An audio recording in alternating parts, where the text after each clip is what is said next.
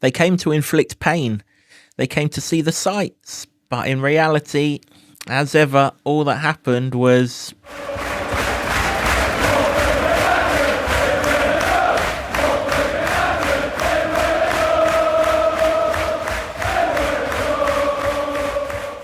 Derby Day is orange once again, and alongside me to reflect on the most magical of magical days at Kenilworth Road is the Lutonian journalist James Cunliffe. Jimbo, if Carlsberg did days, that is very much what it would have looked like. Unbelievable. Strap in, this might be a long one. But a very, very, very good one. We'll review Derby Day right after this intro. For me, it's the people and the spirit of the people as well. I love this town. I love this town. I love this town. You know what I love about this town is actually you. Everyone in it has got these massive souls. We're Luton people, and that's what we care about.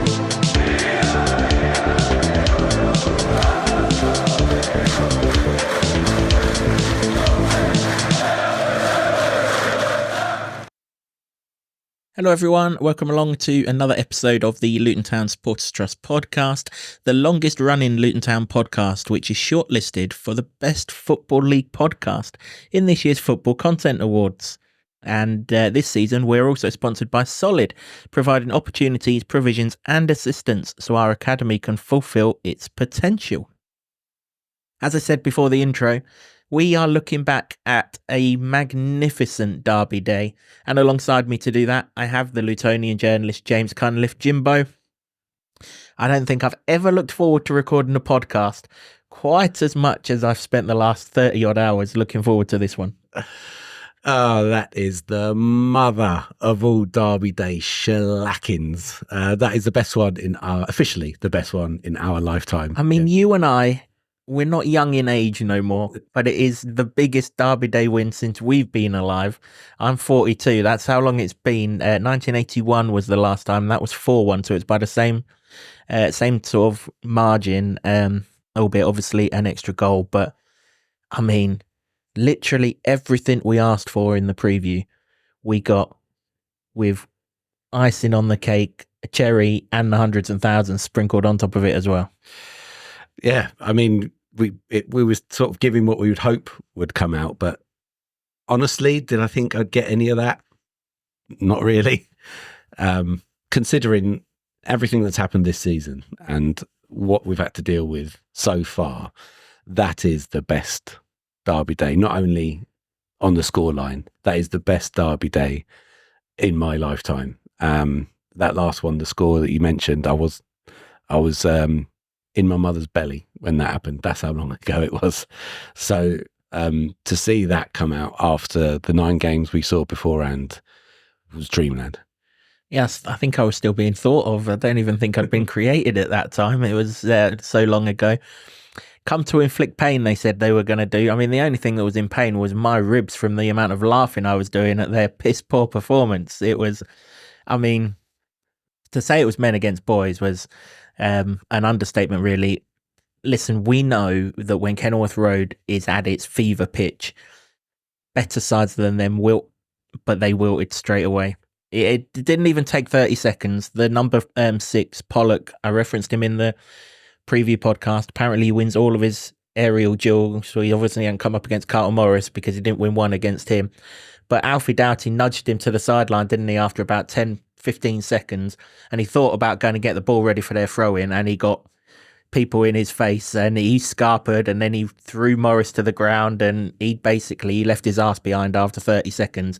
And from that moment, you knew we were on here. Now we just got to go and play the game and win the game and make it the sort of day that it was. But this wouldn't be Luton if we didn't try and shoot ourselves in the foot. Tom Holmes. I mean, we should reference actually that Rob's made 3 changes for Derby Day, hasn't he? We knew in the immediate lead up to it that Ted and Mengi was ruled out. We knew that Rue Walters was ruled out, and that's actually a blow because he's going to be out until pretty much Christmas with a broken foot. Broken foot, unfortunately, yeah. One that they suspect he might actually have played with at Sheffield United as well. Don't know if that's true or not, but England picked it up pretty quickly. So could well have been. And the other one too, so Morris came in, Chong came in, and Tom Holmes came in. The other one to miss out from the Sheffield United game was... Who cares? Okay, absolutely. There were 3 changes, but one of them was Tom Holmes. And immediately he almost forgot which end he was shooting in, because he sent a back pass to Thomas Kaminski. He was on the halfway line near as damn it, wasn't he? And my word, he's put some gusto behind it, and it's cleared Kaminski, and I'm in the Kenilworth end. I'm blowing the sodding thing away from the goal as hard as I possibly can. Please miss the post. Please, please, please. Kaminski's chasing like his life depends on it. I'm convinced this is going in the bottom corner. And when it went just wide of the post, my God, the sigh of relief was unbelievable. I was right behind that in the press box, like directly in the line of it. And when I saw Kaminski scarpering, my heart was in my mouth, because it looked for all the way until it bounced like it was going in. And yeah, I thought, bloody hell, this is not going to go quite well, is it? But thankfully, that was his only mistake, because Tom Holmes was a colossus for that first half, and his full debut. You've got to give him credit, because people, some people were calling for him to come in, and I thought he'd probably a bit further down the pecking order, and that's probably true if all the defenders were fit. But I think he's in the conversation there. Without a doubt, yeah. Marvellous and Campbell's the other one that dropped out from the Sheffield United performance. Of course, he finished this game. Forgot that he didn't start. I've got to be honest, when I saw that team sheet and I saw that midfield 3, I thought, oh my God, what are we doing here? I knew we were going to bypass the midfield. That much was obvious with Morris and Eli starting. But it was when they were attacking, what could our midfield do? Because we know full well that without that marvellous figure, that we can just be run straight through. Well, thankfully, they decided to go down the novel approach of not attacking full stop. And we was fine with it. Midfield 3 of Krause behind Clark and Chong. And it worked really, didn't it? Krause, excellent. Every time the ball was sort of tried to be fed through to Bayo, who himself was on the yellow card after about 3 minutes because he kicked off at the referee and went straight in the book because Mark McGuinness blew and he fell over as he went through shortly before that Tom Holmes incident. That 3 in midfield worked, the front 2. I mean, Jesus, did they work? We know what them 2 can provide, and they were incredible. We'll come on to them undoubtedly as we go along in this podcast. Victor Moses were back to the right side. We were in a back 3, which was Holmes, McGuinness, Burke, and Alfie Doughty left side, who Doughty must have heard some talk about his defensive skills, because he's stuck in a masterclass of defending, particularly in the second half when he ended up at left centre back, and that was great. We didn't have to wait long though for the roof to come off the Kenny. Nearly came off prior to when it did. Lovely sort of recycled, poor set piece actually from Alfie, wasn't it? Headed out. Thankfully Krause got on the first ball, sent it through to Reece Burke. He hit the shot. Backman, I mean, the number 2 for Watford must be fucking terrible, because this geezer's clearly injured, right? The very first thing he did in the game, the Watford goalkeeper, was collect the ball and throw it to the halfway line. Terrible, wasn't it? So you knew full well that he couldn't kick the thing. So and fair play to our players. The longer the half went on, we realised that. And we were squeezing right the way up the pitch and really pressing them in their half. The Reece Burke had that shot. Backman pushed it around the post. 2 corners later, Alfie Doughty puts the ball over Tom Holmes, the Colossus. It gets a good contact on it, actually. I'm not sure if the goalkeeper would have saved it, purely because he didn't do much right that afternoon. But he should have done. But thankfully, Jordan Clark got in the way, flicked it a little bit further from him, and pandemonium ensued. Clark knew absolutely nothing about that. He's actually trying to get out of the way, and it's hit him and gone in. And I thought it was Holmes to start with, and what a noise that was. I mean, it was incredible, because I got in there early because I have to start up my computer and stuff, and obviously the Watford fans were all in there early and making a lot of noise. And not from Harry Potter buses though. I mean, there was a kids play bus outside the Kenilworth end. I don't know if they turned up in that, but yeah, they've done their reputational damage that last season for that. They'll never live that down whatsoever. But yeah, it was just full of Watford, and they were making a lot of noise, and there was not a lot of Luton. And obviously, when I get to the ground, I get there really quite early, and so I wasn't walking past anyone. You were all in the pub, weren't you? That's why. But so I was getting a bit worried, going, "Oh no, are they going to be making all the noise?" But once it filled up, then it was Luton fans would bang on it, which is what we called for. And it was incredible atmosphere. But when that goal happened, the roof came off. It was unbelievable. And for Tom Holmes' part in it, he did so much right in 45 minutes of full debut action. I called him a colossus, but in reality, they were all colossus, and we could go through all of them and pick out unbelievable moments from them because they put it all out there and left it all on the line. But for somebody that's coming in and probably wanting to make a point, I think he made it. You talk of making a point. Someone who had a point to make was the guy alongside him, Mark McGuinness, and 10 minutes later, my God, did he make his point. Kind of a recycled sort of set piece, and sort of long ball gets poked through to Bayo, and Jordan Clark's the one chasing him. Can't touch him. Clark's already been booked for nothing. He didn't touch him, and then Kraus got booked as well, and also didn't touch the fella. They were sort of, fair play, it was Derby Day and they were sliding in, but I don't know whether he's trying to make a... The Kraus one was in particularly bad, wasn't it? Because he clearly gets the ball, Kraus, and Sissoko it was who was fouled, wasn't it? Just hurdled him and then fell flat on his face. I don't really care. No, exactly. The referee was actually Luton, wasn't he? Because he get all the decisions going Luton's way, all the momentum Luton's way, battles, duels, which is what Edwards' pre-match stuff was all about, battles and duels. They won them all. In fact, if I can just skip ahead to half time and I get inside to the press room and they've got all the statistics on the TV, it started off when I first got in that Luton had won 82% of their duels. Then as the half-time break went on, they sort of pared it back down to 78. But it's either way, either of those numbers are massively impressive on a derby day.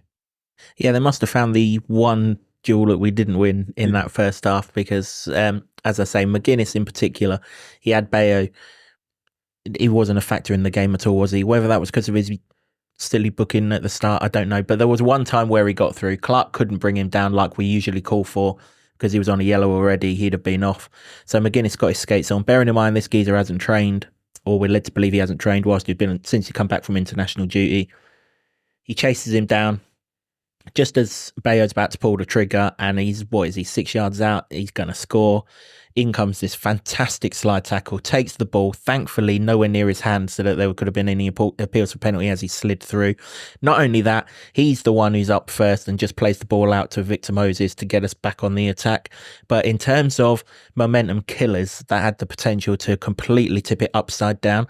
But what it did do was just created even more momentum and even more noise in the home end. And if you were in the home end on Saturday, give yourselves a pat on the back because every single person inside that ground did their job on Saturday.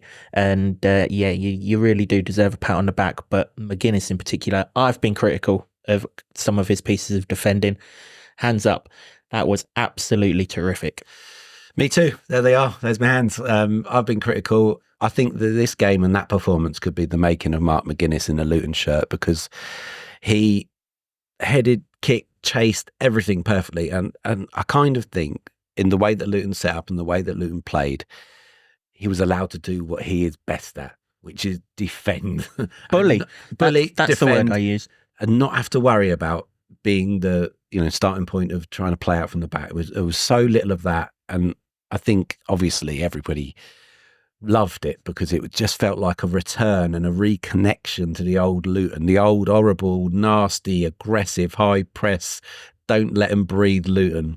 And from all over the pitch, it was just like a switch had been changed. And I hope it doesn't get switched back because it was so effective. And he was, you've got to give him credit. That performance alone was worth the 6 million initial that we think he's been signed for. Probably supposed to be going up to 8, I reckon. But great performance for the guy.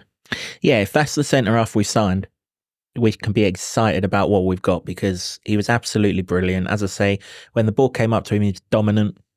When he was in a physical battle, he was a bully. He did make a mistake, a customary one-game mistake. It was very, very early on, like the first minute or so, sort of let the ball run, but then Reece Burke was there to sweep up, so it didn't look bad at all. But that was the only thing he did wrong, and you could forgive him for that because it's in the first frantic seconds of a derby. Yeah, absolutely. I think his performance was epitomised in the first half when he was holding Bayo off and he's screaming for Kaminsky to come for the ball. I mean, Kaminsky had fallen asleep. He knew he weren't going to get tested throughout the afternoon, and eventually got rid of it. But you know, he just had him at arm's length. He wasn't a factor. And in very early in the second half, they made the switch, and well, I mean that didn't improve things either. Nearly 2-0 when the ball, another cross came over, headed out to Chong on the edge of the box. You're thinking, just show that classy technique you've got, Chongy, and find a corner. Lent back, didn't he? It ended up in the Oak Road, but it was another sign that every single aerial threat, even if they were able to clear it, they weren't able to clear it very far. It's either going to go straight back in, or in that occasion, it was going to lead to a shot. Chongy's better than that. He'll know he should do better than that, but you know, it just kept on the momentum. It didn't let him out. No, and Chong was magnificent for every minute he was on the pitch, and you know, unfortunately, he had to go off, and we hope that it's not too long. But he was exactly the Chong that we thought we'd get this season. But that particular incident, just sort of, I don't know what it is, but sometimes when the footballing gods are just smiling on you, everything drops for you. I know he skied it in the end, but we've watched 9 games of football where every second ball was going to an opposition player and stuff like that. But here it was everything. And, you know, you have to make your own luck as well. I guess that was down to what Luton were doing, the high press, the positions they were taking, the aggressiveness of their play. But also there's a little bit of luck in that as well. And everything was going Luton's way, I think. And it was, quite frankly, it was a fucking relief. Well, they say in sport, don't they, that you make your own luck. And I think Luton did make their own luck on Saturday, because Elijah Adebayo was absolutely brilliant. You talk about pressing. He pressed all 3 of them. No problem whatsoever. He ran his ass underground, not into the ground. He buried himself underground, and he was brilliant. I know that you want to talk about Carlton Morris, who was exceptional. And well, let's go straight through to the second half, because there isn't an awful lot that's happened towards the end of that first half, other than a couple of sort of half chances where we got in the box and put crosses in, but defenders just got in the way, or goalkeeper managed to tip it off and things. There was one, wasn't there, where Backman threw it out to his right wing back, Andrews, who had an absolute shocker of a game after I bigged him up in the preview podcast. Thanks, mate. And Chung read it, didn't he? And he'd obviously worked out at this point, Geezer's not kicking anything at all. Yeah. So he's got in the line of it. He's put Carlton through, and Carlton's cross is blocked out. But we didn't have to wait too long for the lead to be doubled after the break. At half time, you're kind of like, that was brilliant. Can we keep that up? Because we knew again we were going to tire, because we've got players who aren't training. We've got players who've been on international duty. We've got young lads who are feeling the intensity of the derby for the very first time. That period of 45 to 60 minutes has been our Achilles heel for way too long now. So you're kind of like, did we need to get a second in the first half? I mean, the Oxford game would tell you probably not, because it still wouldn't have made a great deal of difference. But any sort of nerves and anything were relieved pretty much straight after the break, when we've had to make a change, haven't we? Tom Holmes has gone off. He had a clash of heads just before half time, which is the referee's fault, because the linesman's flag was up so early. Just blow the whistle, and then that aerial challenge doesn't even need to happen. But it didn't. It did. And we can only assume that's why Tom Holmes has gone off. We don't know. We don't actually have official confirmation, but he hasn't gone off for his performance level, because for 45 minutes he was brilliant. Daiki Hashioka's come on. I mean, this geezer's never going to play in his position, is he? Never, ever going to play in his rightful position. That lad is just going to be a permanent square peg in a round hole. It's unfortunate, but on this occasion, not. No, absolutely not.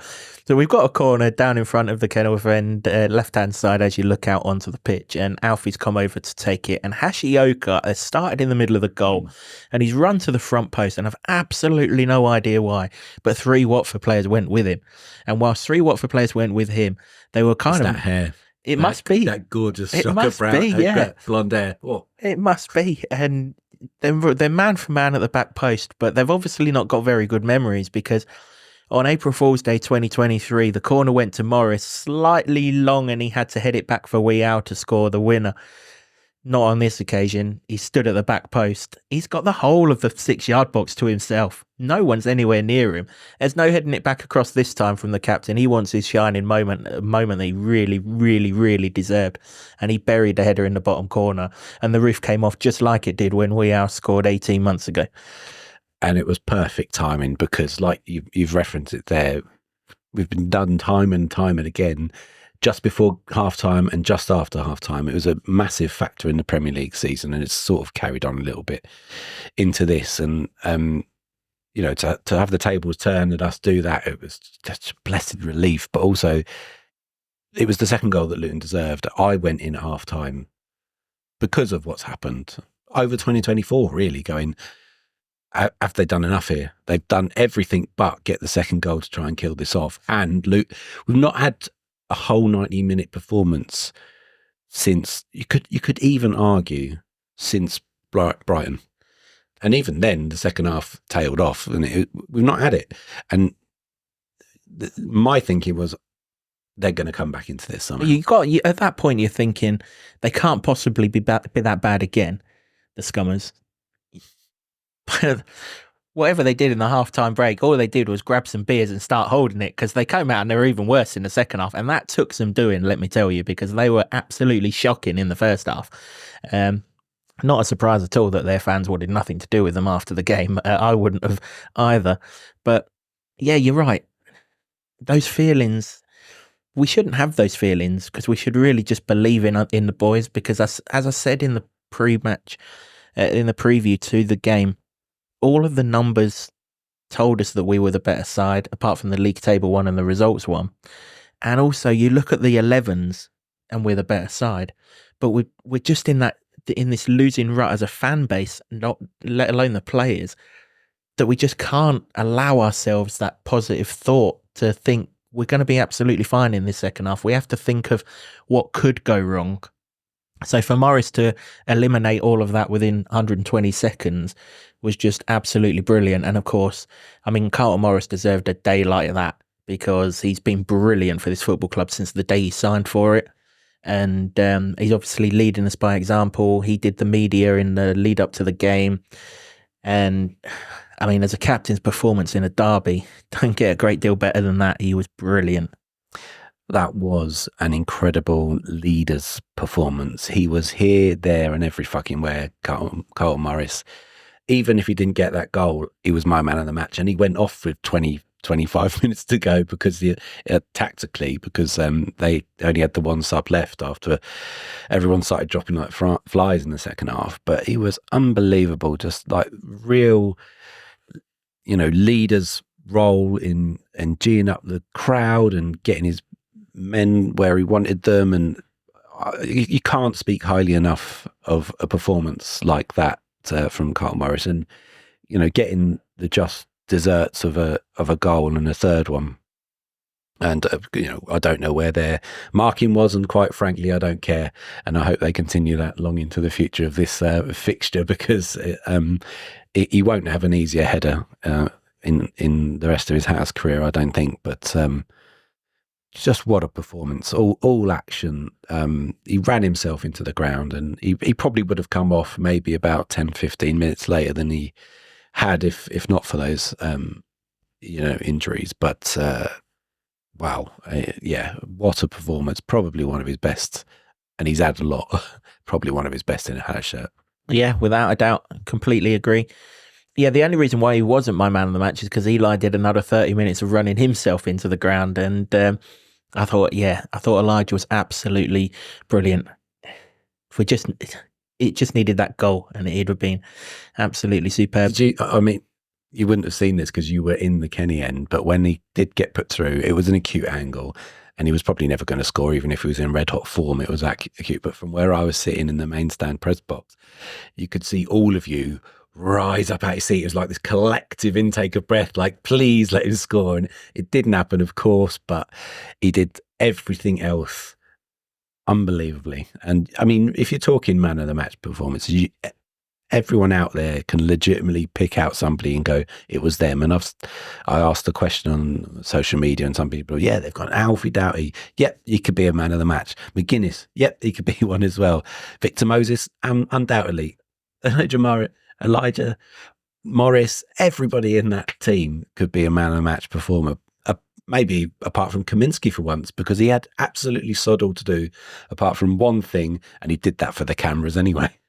Yeah, easiest afternoon he's had in a Luton shirt since he's arrived, I would imagine. Only trouble he was put under was from his own teammate. I mean, you know, as James referenced, Deli Bashiru had a shot on the edge of the box. I mean, Kaminsky will have been mighty disappointed if that got past him, and he pushed around the post, but on another day he could have caught that if the need arose. Yeah, you mentioned these injuries. The first one of real significance during play was Reece Burke. He had Chak Fatadze in his pocket, and if you go back 18 months, it was give the ball to João Pedro and hope that he can do something with it. Well, all he did was belt the ball down to the White House. This year, it was give the ball to Chak Fatadze and see if he can do something with it. And we realised that fairly early. And rather than keep Reece Burke in his right centre-back position, the coaching staff obviously told him, where he goes, you go, because he shadowed him for the rest of the first half. And it was doing that got him injured in the second half. He chased him to the halfway line. Brilliant tackle on him. But as soon as he made a tackle, he looked over to the dugout, seemed like a groin had gone or something, and he tried to play on Reece Burke. That was stupid. Stay down, please. You're in the heart of our defence at the minute. Considering it's Reece, and it's just gutting for him because he's fantastic when he's playing on top of form, and when he's given a man to mark. You think about the playoff final, and he marked Victor Gyökeres out of that game. And the last Watford derby, Pedro non-entity in that, and that's what he can do. But he's the best defender at this club, without a doubt. Yeah, but he's just and we thought he'd got over this, but occasionally he's just made of glass. Apparently all the defenders are at this club at the moment. Unfortunately, it's a hell of a bad run of luck.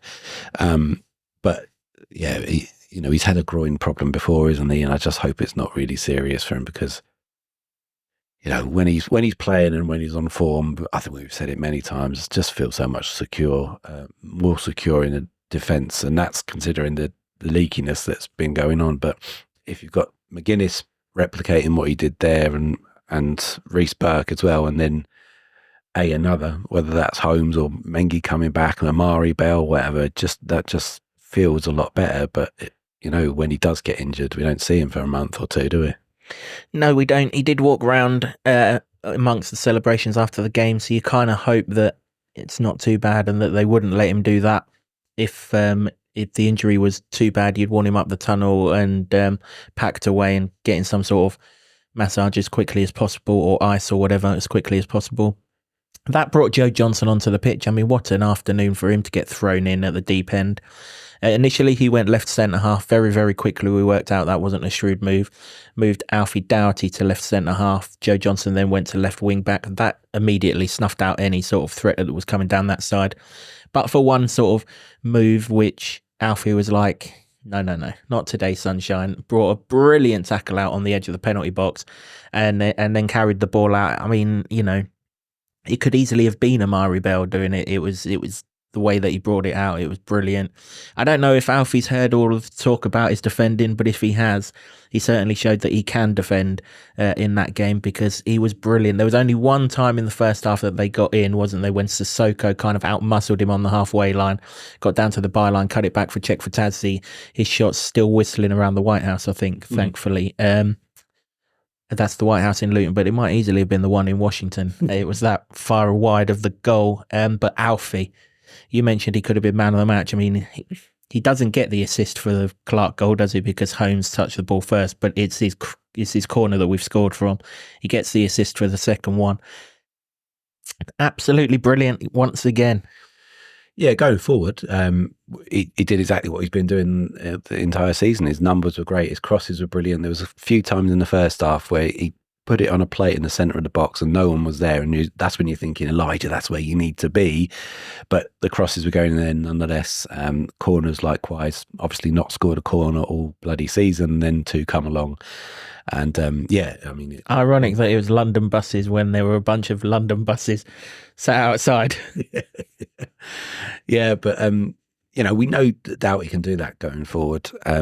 But there have been question marks about him at the back, and his performance there as a centre half, let's be honest, was out of this world. And putting his body on the line for blocks and tackles, which also Hashioka did as well. So they were, either side of McGuinness making up that back 3 at the end of it, doing central defensive work when neither of them are, was incredible. And it just sort of makes you think that, this whole game had turning point written all over it, even before what happened. And now everything that has happened and all the good points which we're talking about now, there's so many of them and so few bad ones. It just feels like you need to replicate these things now. It's going to have to happen in the next game or 2, maybe longer, who knows, because we have absolutely no idea what defence they can put out. That's a conversation for the next podcast, because I want to revel in this game and how bloody joyous it was. But as performances go, it's the benchmark, it's the turning point, it's everything. Yeah, it really is. I said in the preview, didn't I? Those 9 games, we'll call it pre-season. So we can't do nothing about them. Season starts 12:30 Saturday, and let's hope that that's the case. It wasn't just the defenders that injuries were striking. So Heath Chong went down with an injury 5 minutes or so after Reece Burke. I'm not sure Chong would have had too much longer on the pitch, because once Reece Burke went off, Czech Fatadze was becoming a bit more of a growing influence on the game, and we needed to snuff that out. So Marvellous was always going to come on, I suspect, at some point to snuff that out. That substitution got made, and then, like you said, like you referenced earlier, that meant that we only had one more block to make substitutions in. Kraus then got injured or ran out of legs or whatever it was. So we brought Pelly on for him, and Jacob Brown had to come on for Carlton Morris at that moment with about 25 minutes left. And, as it turned out, those 2 were masterful substitutions, because this wasn't the Oxford United version of Pelly. This was the last 10 years version of Pelly, the geezer who has absolutely dominated this football club right the way through the divisions, and he dominated the opposition on Saturday. He was up against Moussa Sissoko, who's won God knows everything, and didn't allow him anything. Deli Bashiru, he was going nowhere either. And it was Pelly who almost had the assist for the Elijah chance, wasn't it? Gorgeous through ball. Just waited for Elijah to make his run. Played the ball inside the left centre half. Elijah's clean through on goal. Like you say, slightly heavy touch.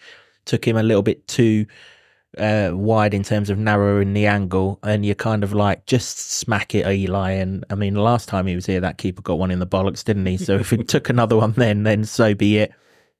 It's just not going for the big man, is it? But keep putting yourself in those positions. It will come at some point, and when it does, we know that they're gonna keep coming and coming and coming, because he's always in the right positions at the minute.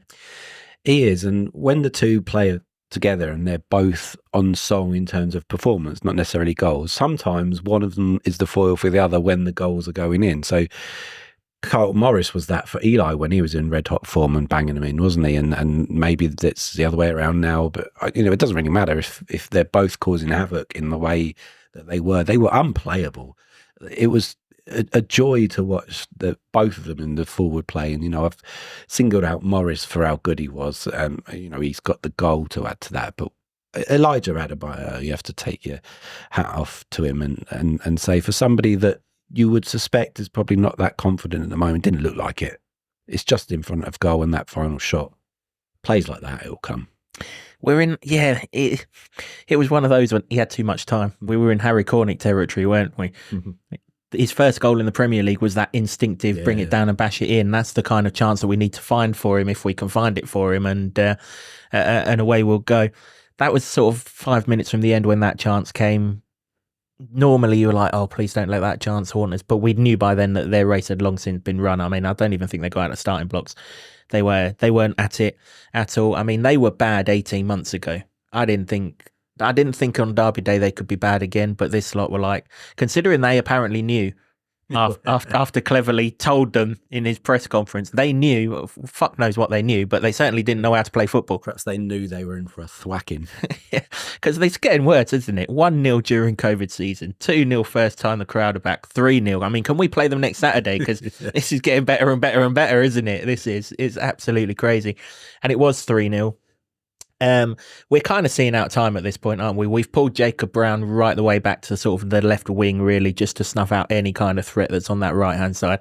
I have to say, I don't know, Cleverly isn't going to last long there, right?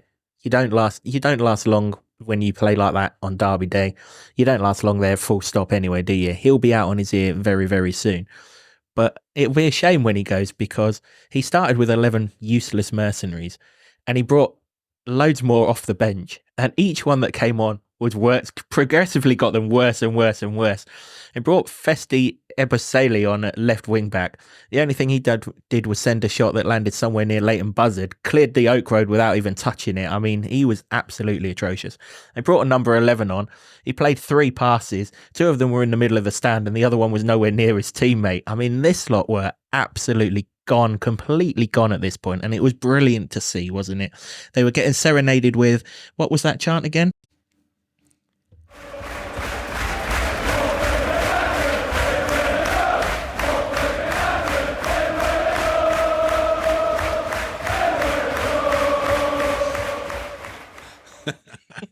They were getting serenaded with that, and it didn't stop. And actually, the hairs on the back of my neck when the whole crowd started singing that towards injury time was one of those, don't ever forget this moment, because it might not ever be this good at the Kenny again, because we haven't got long left. And like I said, if you're in the crowd yesterday, yeah, fair play, all of you. Well done.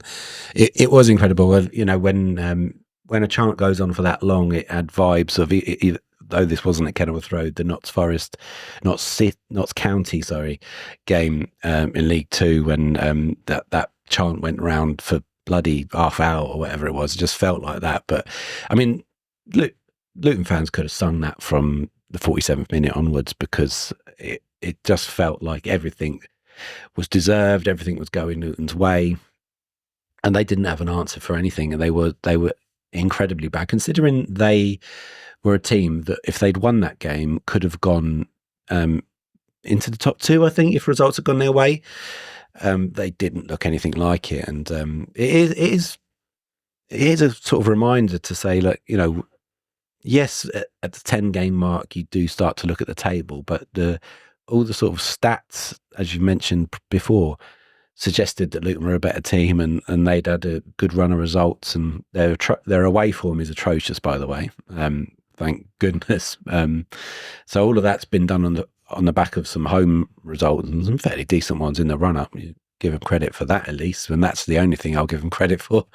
And all of Luton stats suggested they were probably better off than where they were, but you know, there was the things that happened in home games, like against QPR and Oxford, led us to be a bit nervous in the build-up, and hopefully, again, that is a turning point, and it can build on that, depending on what the team is going to be for Sunderland. But yeah, they were abject, and let's be honest, if you're abject once, you can put it down to bad luck. If you're abject twice, something's going wrong. They've turned up to Kenilworth Road 3 times in a row, 270 glorious defeated minutes, and they have scored no goals. And to be honest, probably haven't ever looked like scoring a goal in that time either, because it's crazy. I mean, Ethan Horvath had an equally quiet afternoon the last time they were here, didn't he? And I mean, that's Ethan Horvath. Committed. I'd have been more than happy with 2-0. I would.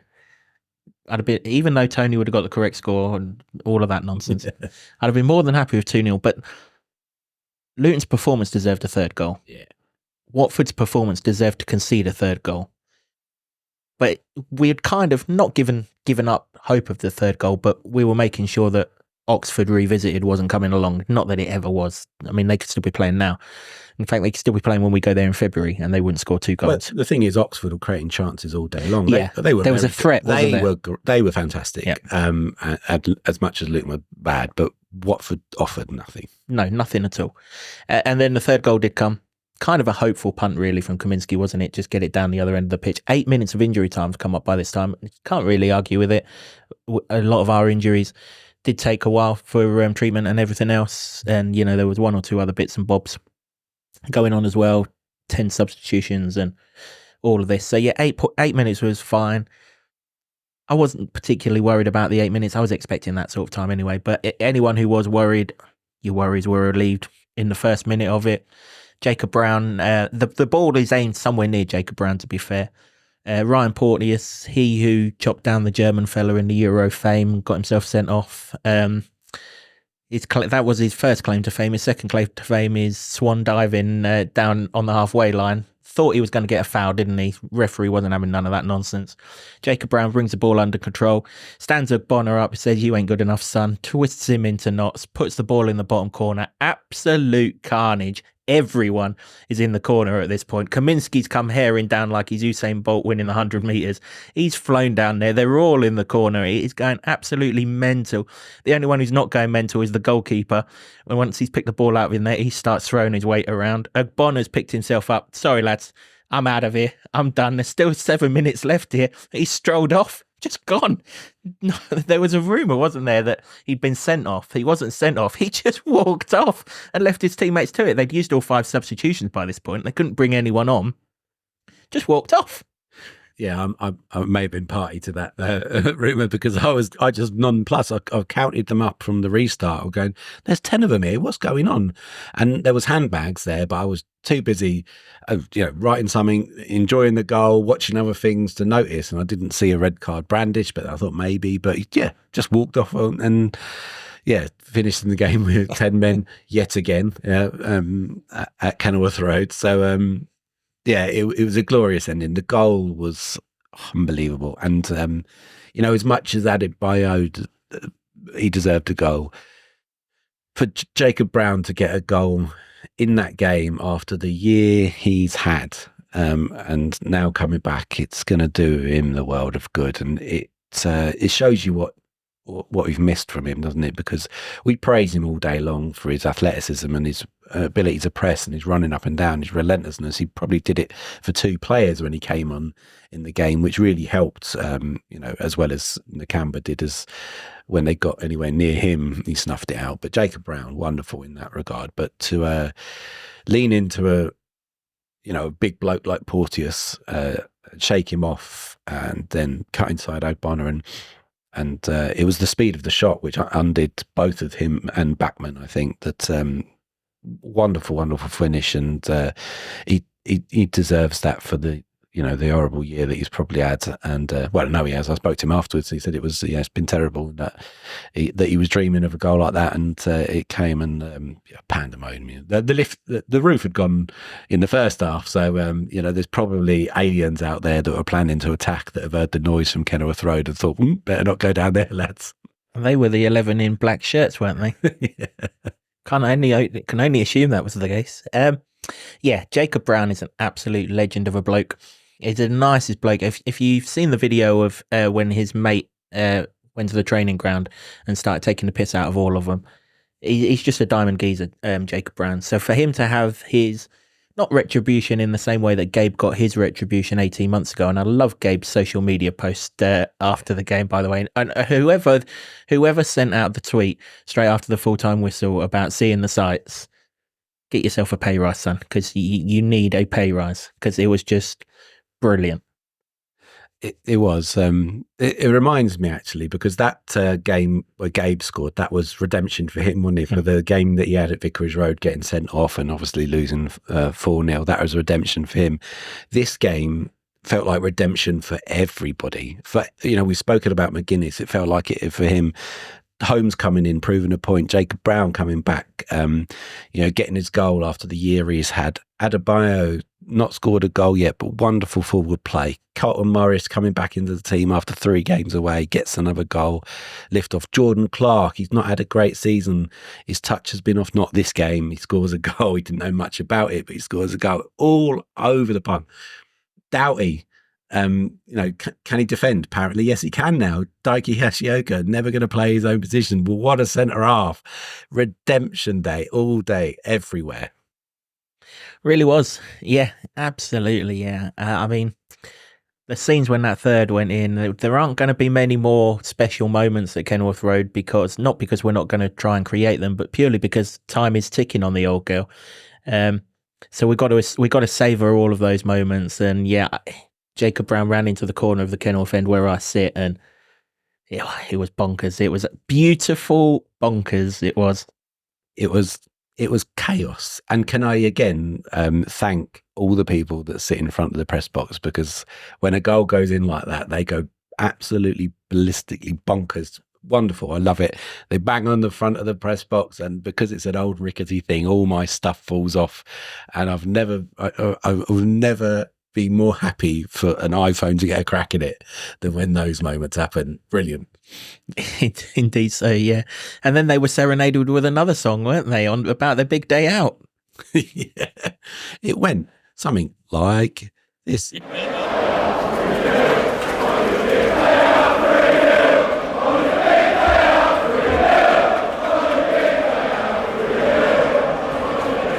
could hear that all day long, couldn't you?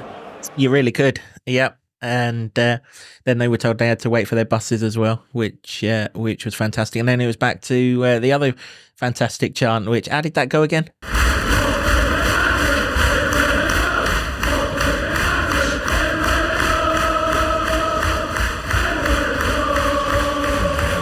The crazy thing was, I woke up this morning and that was the first thing I remembered, just that chant. It's just absolutely unbelievable. And it's true. It's true. And forever be imprinted on this fixture, the best derby day since before, in my lifetime, 1981. If you can remember back then, fair play to you. I'm sure there were some good ones, but that was the year that Luton went up, of course, from the second division.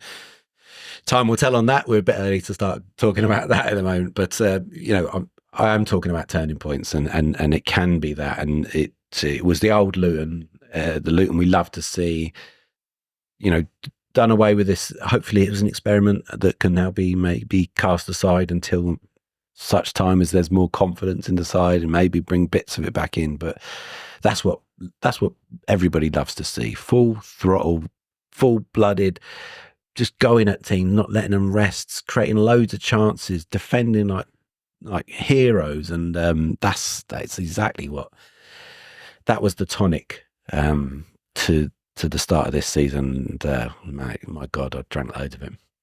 Yeah, we've often referenced when they're terrible, they know about it and they sort it out amongst themselves and they come out and show it. Or they've had 2 weeks to wait to show it. And my God, did they show it. Because to a man, as James has said, they were brilliant. The 11 that started the game, absolutely superb. The 5 that came on, terrific. Yeah, there's 1 or 2 people, not criticising, but sort of saying things about Joe Johnson. The lad's an 18-year-old kid in a game of that magnitude. I know he's played in the Premier League, but that's the biggest game of football he'll have played in for Luton. But if England are trusting him, then Luton fans should be trusting him in the biggest of games. That's for sure. Celebrations at the end. Certain Thomas Allen Lockyer walking around the pitch in the orange version of this retro blue one that we've got behind James. Not only is he leader extraordinaire, top defender, but fashion icon in amongst Luton as well. Absolutely brilliant to see him. Brilliant to see Amari Bell on the pitch. That would suggest he's not a million miles away if he's involved in all of that as well. And not suggesting that he's imminent, but the sooner we can get him back and add to our dwindling defensive resources, the better. But it took me back to 18 months ago, where we knew that beating them was launching a serious chance of promotion. We're not there yet by any stretch of the imagination, but what we did show yesterday is this team is more than good enough to be playing top 6 football in the Championship. Like we've said all along, we've had a 9-game blip. It was crap. let's not forget it because we don't want to get back to that stage, but let's just put it in the sort of loft for now and concentrate on this. And the season started right here. We've got a lovely little run coming up. We've got 3 home games in 4 coming up, and the away games against Coventry, who are struggling. No reason now between now and then, and even Middlesbrough's the one after that. They keep on losing as well. I mean, Hellfire, they even lost to this lot, which takes some doing, doesn't it? Yeah. Based on yesterday. So, chance now for us to really look up the table. You guys will be absolutely bored, rigid of me saying it. This is a 2-game league. We've gone up. I think we're 17th now. If results go our way and we win on Wednesday night, we can finish Wednesday night in the top half of the table, having spent the international break 4th from bottom. It's absolutely crazy, this league. So let's hope that this is the springboard for our season. All the players know it. They'll want it to be. They knew it before the game. They've said it afterwards. Rob has as well. And it's about time that we hear from Rob. He's very classy, isn't he? He's not going to come out and give it the big un, even though I would if I was sacked by them and then beat them twice in 2 outings. I'd be giving it the large one. That's because I'm an absolute bastard of a human being, and he's not. He's a class act, but you know, he deserves his moment to shine here because he took stick at Sheffield United, which, as we alluded to, he kind of brought on himself by continually saying it's on me to change and all this, that and the other. But there's one reason why I'll never get personal with Rob Edwards, and that's because he's now given me the 4 best days I've had as a Luton fan. These 2 derby wins, and you don't need me to tell you the other two occasions. This bloke has brought me so much happiness as a Luton fan, and whatever happens, I'll never get personal, but I'm delighted that he had his moment because he's one of us. He's not just our manager. He's a Luton fan. He cares deeply. This interview that we're about to play you will tell you just how deeply he cares. But more than anything, he was just delighted for us. So here's what he had to say to James after the game. Yeah, really pleased for the supporters today because I know how much it means for them.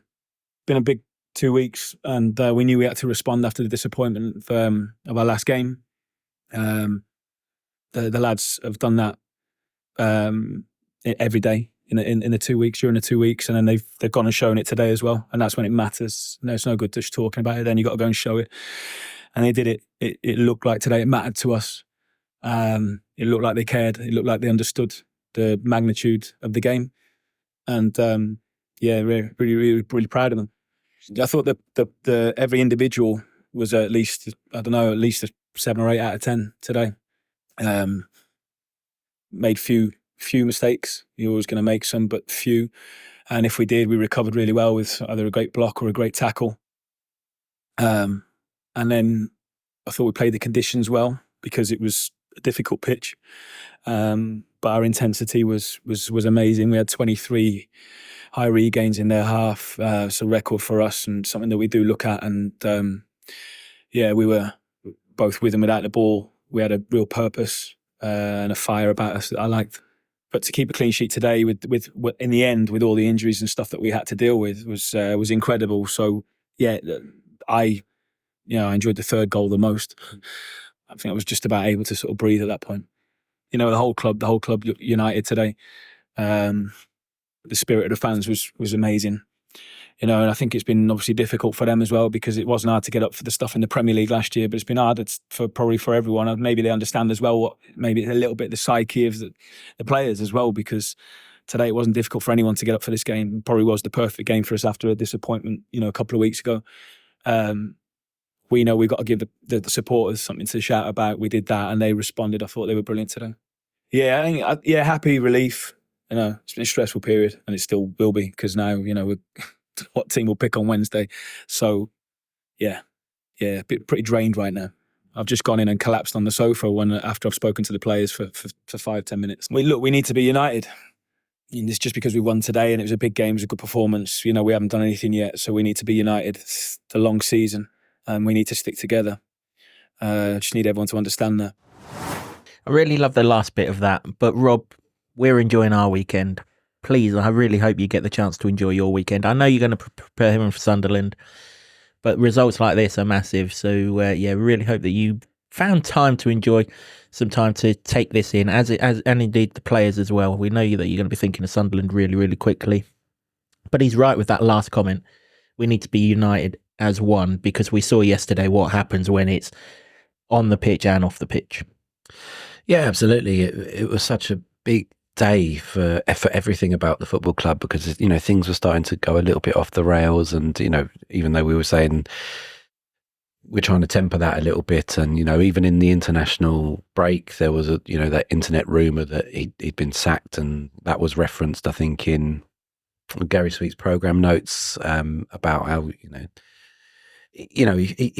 he didn't really have the chance to celebrate as much as the last one, because that was on the march to a promotion. This one, for us, we're sitting here delighted and stuff, but he's had, you know, this whole season hasn't gone right, and obviously getting relegated last season, so it is weighing on him, and that's understandable, you know, because of what he says, and he loves the club, and he calls himself a fan and stuff, and he wouldn't have wanted, you know, that start as much as anyone else. But you know, he has, you know, from speaking to him in the last couple of weeks, it does feel like it's, you know, it had been playing on him. So hopefully this is, you know, a turning point for him as well, where he can start, you know, enjoying it a lot more as he had done. But yeah, I think it was always too premature to be talking about that sort of stuff anyway. And yeah, I'm going to always reference when Linus Dodofia was on the podcast, and he said it's not that deep. Give it a bit of time, and hopefully it has. And it's you know, the antidote is started to be injected. Indeed, plenty of races have been run by the runner that takes the time to build themselves into the race, rather than the pacemaker who shoots off and burns themselves out a little early. And hell, we know that, because that's exactly what we did 2 years ago when we came from miles back to make the playoffs, and we all know what happened from there. So one more person that James caught up with after the game, he had to catch up with. Well, they'll call him the match winner, won't they, because he put the third goal in, but the man who put the icing on top of the cake, well, and the cherry and the hundreds and thousands that I mentioned earlier. Here is the goal scorer of the third goal, Jacob Brown, who knew exactly what scoring in this game meant. We spoke about it before the game, like it's time for heroes to be made, and I know it's just one game, but that was a massive game for us, so we're really going to enjoy this moment. From the minute the fixtures came out, I wanted to make sure I scored in this game, and when I was sat on the bench, like as soon as I come on, I know we had a job to do, I think, kind of make sure we see out the game, but when the chance came and it went in, like I honestly was so buzzing, and I've probably going to watch it back a lot tonight. When it went in, like, it was just like one of the best feelings, I think, because I've been out for so long. It really meant a lot to me, and obviously for my first goal of the season to be in this game, like, it was really good. It's been a long process getting back fit. I still know I've got a long way to go to get that full match fitness, but that goal will give me a lot of confidence and help me going forward.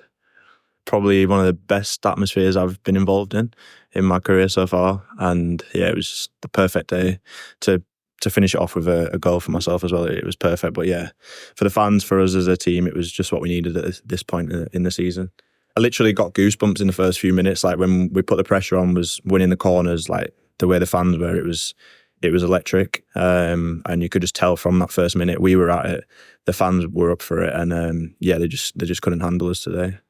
We spoke about it all week. It's been a tough start to the season. We're not going to hide from that, and we know that this one game isn't going to define our season, but it's a massive chance for us to really build some momentum now.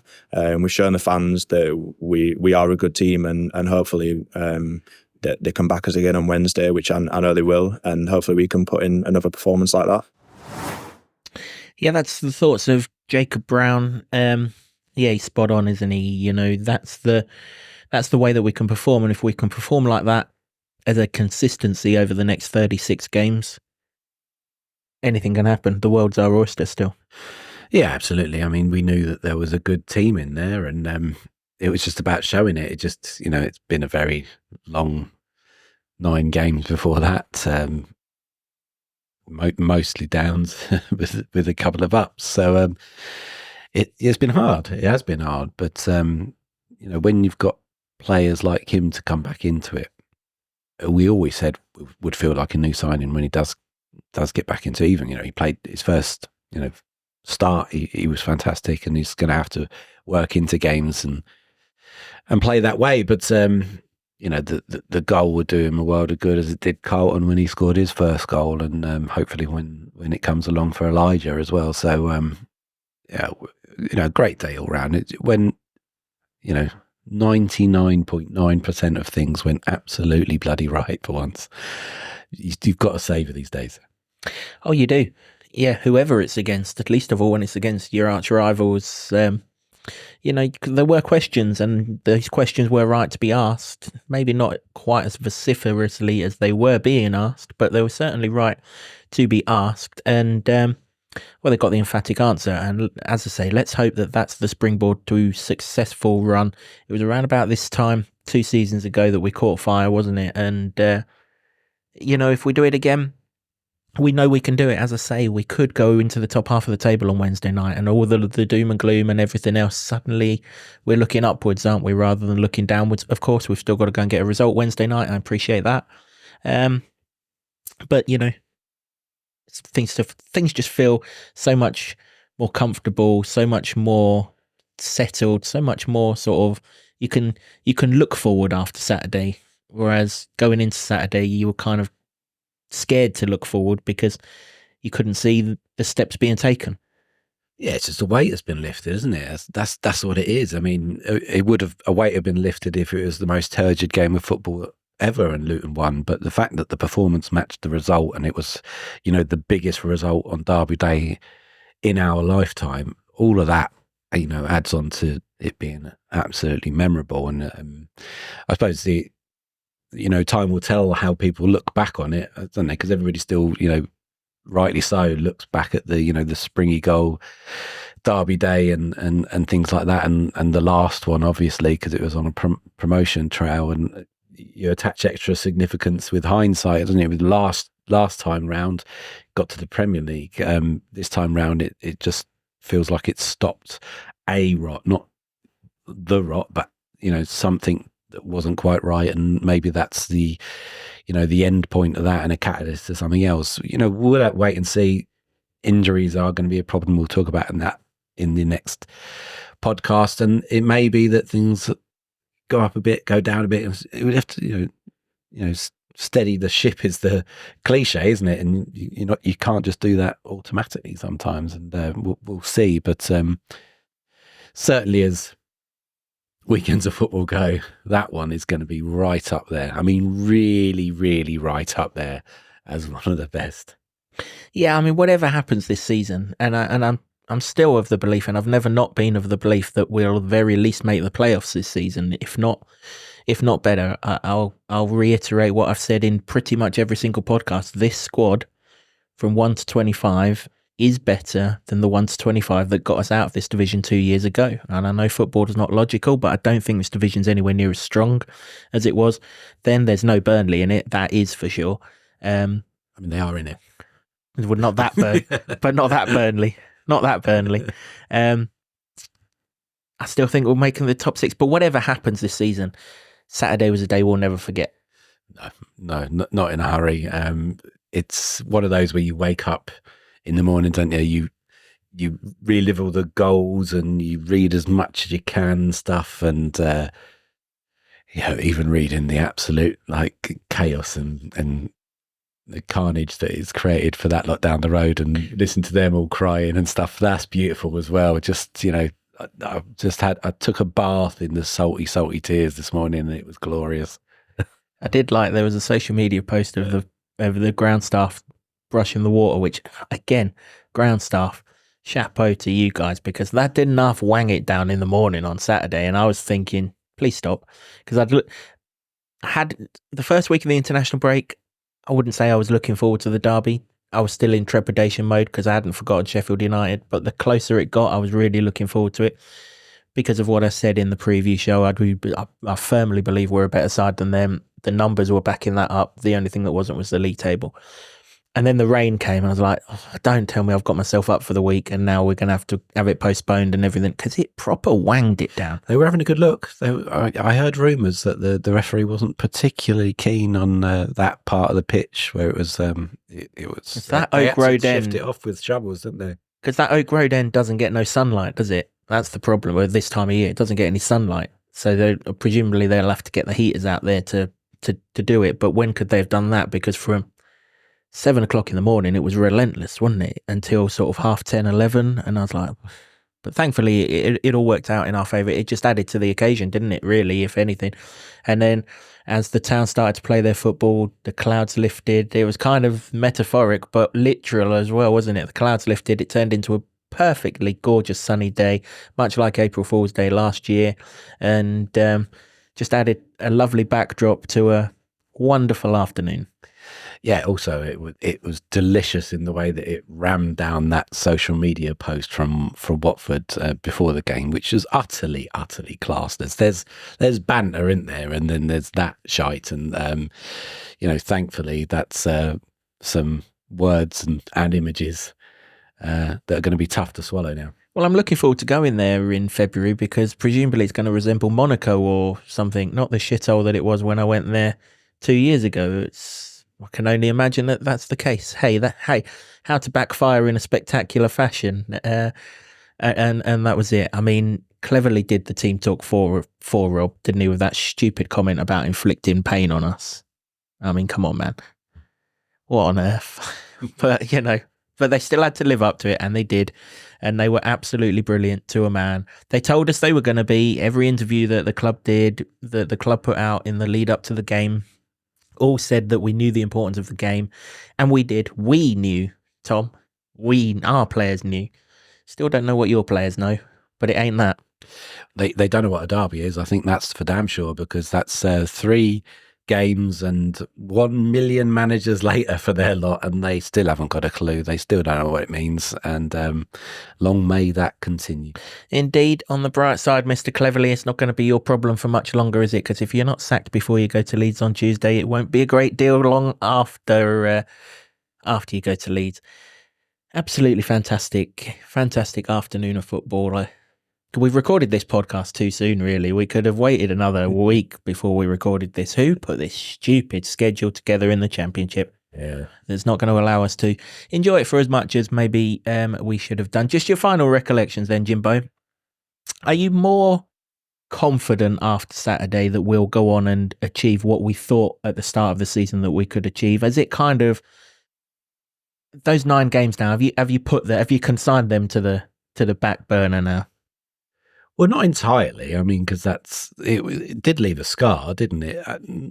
I think that it's going to have to be a few more good performances like that to help improve it. And ultimately, we're going to preview the Sunderland game and wonder what the hell team we're going to be able to put out against the league leaders. It's going to be tough, but I think what it does is show everybody that there is a team there, and if they click, and when they do, that's going to be much more positive than the first 9 games of the season. That's for sure. And my feelings anyway, as you know, I predicted that Luton probably get in the playoffs, not necessarily the automatics.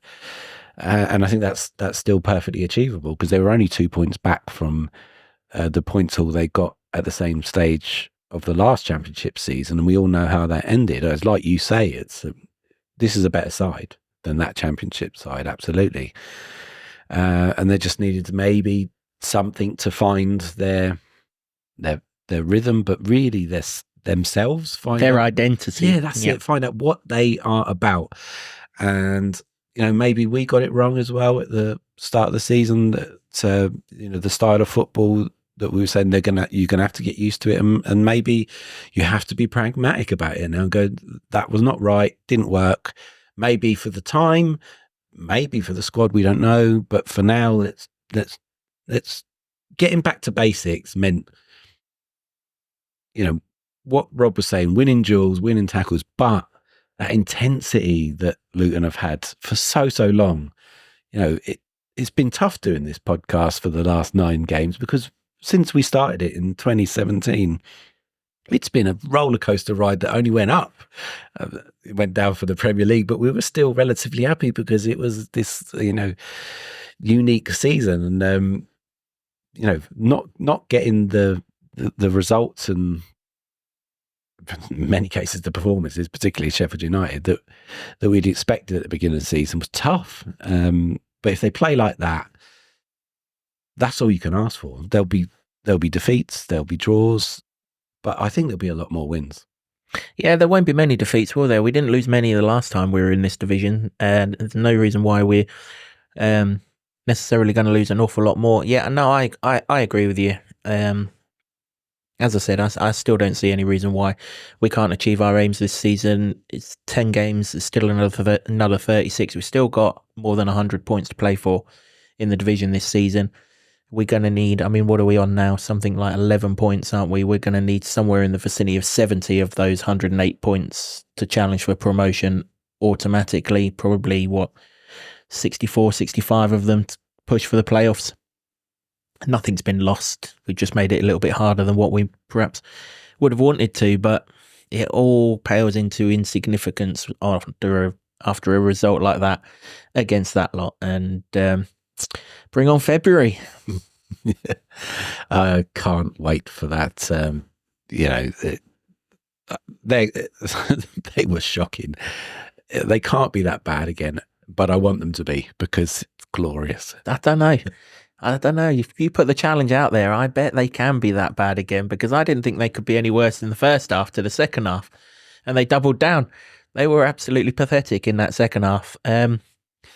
And also, this is what makes me laugh. Not only were they shockingly bad, but they were so shockingly bad against a team with a defence with only one defender in them and an absolute ragtag bunch of misfits, round square pegs, round holes, the lot. In any other team, you should be like going for the jugular, and Luton saw that out with absolute comfort. Really did. Can't hear. When you consider what we've been, even with Leeds, we've struggled. They offered nothing. They could, like I said, they could still be there in February, and they wouldn't have got back into that game. It was beautiful. It was the most beautiful derby day we've ever had, and we are pretty long in the tooth. I'm going grey, and that's what derby day football, when it goes right, can do. That's what football, when it goes right, can do for you. Just the way it's perked up our weekend has been something else. Yep. I'm more than happy to play Wednesday night, because I want us to build on this really, really quickly. But why couldn't this have been before the international break? Why couldn't we have had 2 weeks of just loving every single second, watching the replays back? Hell, if you want to watch it again, it's well worth a £5 subscription on the LTFC Plus account just to watch it again. You get Simon Pitts' commentary. He's got Henry Lansbury alongside him. Henry Lansbury, I mean, he's kicking every ball to boy, and he used to play for them. He did. He played for both of them, and he's on. I've listened to the commentary, and he's us and we and them. He's a Luton boy, isn't he? Absolutely. And also, he kicks who he wants. He does kick who he wants, and you could have imagined he'd have kicked a few yesterday if he was still on the football pitch as well. That's for sure. But the boys that were on there did enough of their kicking, and what's your abiding memory? What's the thing that you're going to take away when we look back on this season at the end of it in May? This day will be one of the highlights, but what's the abiding memory that you're going to remember? It's always the noise. It's always the atmosphere. It's that old saying, people never remember what you said to them, but you will always remember how they made you feel.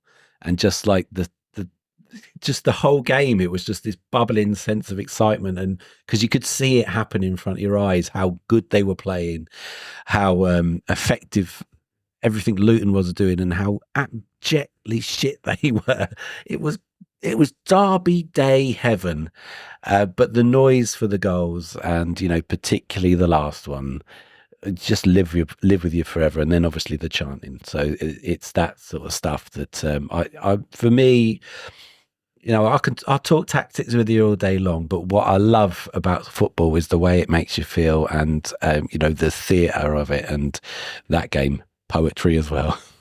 Really was, yeah. The 120 seconds from the ball leaving Kaminsky's foot, I'll never ever forget. I've said on this podcast loads and loads and loads and loads, I love everything about football, but when I talk about goals, I don't talk about anything other than the limbs. I always the celebration of that third goal. I go to the football with my sister. My dad sits not far behind. Two of my mates are just the other side of the stairway, just celebrating with people that you know because you're a season ticket holder and you've sat in the same seat for in my opinion, in my case, going on 35 years. So you get to know them because we've all had our seat for so long. I couldn't tell you all of their names, but you know all of their faces. You just hug in and celebrating with them. That's what it's all about, man. And that's what Jacob Brown did. And he's already got my vote for goal of the season. I don't care how many bangers or anything else comes along. He will not beat the limbs of when that ball hit that back of that net. And brilliant it was. It's what it's all about, man. And considering like the last nine games, they've just been quite alien for us. You know, we were there in the dark days, so we know that there's a lot of new fans that fortunately have never had to experience that. It's been, you know, good all the way, but the last 9 games have been pretty tough. But that is, you know, an antidote. If nothing else happens this season, we'll have that. Yeah, exactly that. Yeah. Whether it's your first derby day or like Jimbo and me, you're veterans of the thing, enjoy it because it was absolutely brilliant. Don't forget it for an awful, awful long time. Let's have your thoughts and emotions of the day in the comments. We'd love to read them, find out just how much that you enjoyed it, whether you enjoyed it as much as we did. Of course you enjoyed it as much as we did, but what were the special memories that you guys are going to take away from a wonderful game of football? Thanks to everyone who... Did anyone get scores right? Yeah. No. Oh, what? Afraid there was no 3-0s, but you'll be relieved to know there were very few predicted a Watford win because you was wondering if some would, not many did. However, I'm going to give a special shout out to Stuart Timms, who won our giveaway competition at the end of last season, and he's had my number since then because I had to arrange to get the prize to him. He texted me before the game, Luton are going to win 3-0 today. I looked at it and I was like, well, that's fucking bonkers, isn't it? And then I saw the midfield and I thought, I can't even reply to it now. Fair play to you, Stuart. I said I'd give you a shout out for it. You didn't do it in the comments for YouTube, so you can't go on the point system, which we will get that leaderboard sorted out, I promise. I'm halfway through it. Have you? I am. He's made something. I'm halfway through it. We just got to get it designed so that it can appear on. Bit like the bloody stone tablets down from the mount by the time you get it done. Well, there's a game of football to enjoy halfway through, but we'll have it done by the Sunderland game. But unfortunately, those 3 points can't go on there. But yeah, well done to you, Stuart, for getting that 3-0. Loads of you predicted a Luton win, though. Quite rightly so as well. We were never not going to win yesterday, were we? Of course we weren't. And you will get your point. Both of us get a point, 5-3 to you now, isn't it? As we go along, as you'll see on this caption. Hopefully I can change that on Wednesday night. Just before we finish, we are going to have podcasts coming at you thick and fast between now and the next international break because the fixtures do not stop. They are absolutely relentless. If you don't want to miss a single podcast, and hell, if we get some more performances like Saturday, you won't want to miss any of the podcasts because we'll relive each and every glorious minute that comes along. Hit that subscribe button. You'll get a notification as soon as every single podcast drops. And as I say, they're going to come thick and fast. Thanks to everyone who came up to me before the game. I shared your trepidation. I'll be honest, I shared the trepidation. And thanks to everyone who came up to me after the game. I rejoiced in all of the celebrations. And as promised, we've gone and given a blow-by-blow account of a magical day. And I hope you've enjoyed this podcast every bit as much as you enjoyed the game of football itself on Saturday. Thanks also to the Barber Club and the lower level in Luton for hosting our studio. We really appreciate your support, guys. To Sean Grant and the Wolfgang for our intro music. Plug in anything from them this week? You can still pre-save the new EP, Divide the Light, all on the Sean Grant and Wolfgang socials and all on the Vandalism Begins at Home record label socials. Get involved, that's a good record. Fantastic. And to Ed Smith Creative for all the designs that you see on set as always. Until next time, which will be a preview of the league leaders coming to town when Luton plays Sunderland, from Jimbo and myself. What's that song again?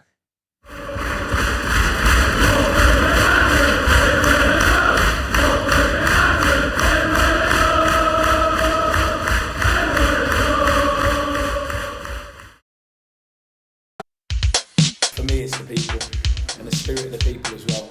I love this town. I love this town. I love this town. You know what I love about this town is actually you. Everyone in it has got this massive soul.